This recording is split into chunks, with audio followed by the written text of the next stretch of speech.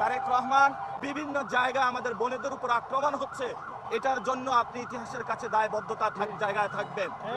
তারেক রহমানকে বলবো, ইঞ্জিনিয়ারিং করেছেন, যথেষ্ট হয়েছে, সন্ত্রাসী কার্যক্রম বন্ধ করুন। আপনার জন্য লজ্জা, অনেকগুলা চান্দাবাদ সন্ত্রাসী দখলদার আপনি পার্লামেন্টে তাদেরকে প্রবেশ করিয়েছেন।